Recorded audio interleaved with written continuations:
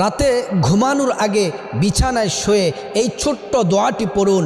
প্রিয় নবী মুহাম্মদ সাল্লাল্লাহু আলাইহি ওয়াসাল্লামের পবিত্র জবান মোবারকে বলছেন, আল্লাহর কোনো বান্দাবান্দি রাতে শুয়ে বিছানায় ঘুমানোর আগে এই দোয়াটি যদি পড়ে আল্লাহ তাআলা জীবনের সমস্ত গুনাহগুলো মাফ করে দিবেন।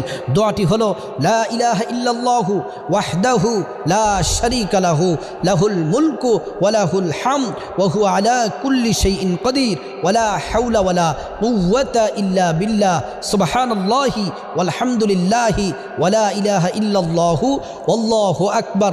আল্লাহর রাসূল বলছেন, যদি রাতে ঘুমানোর আগে এই দোয়াটি পড়ে কোনো নর নারী এই দোয়াটি পরে যদি ঘুমায়, সমুদ্রের ফেনা পরিমাণ যদি গুনাহ থাকে আল্লাহ তাআলা গুনাহগুলা মাফ করে দিবেন। সাথে যদি আপনি ইস্তেগফার পড়ে কবিরা গুনার জন্য যদি তওবা করেন, অনুতপ্ত হন, আল্লাহ তাআলা জীবনের কবিরা সগীরা বড় ছোট সব গুনাহ আল্লাহ তাআলা মাফ করে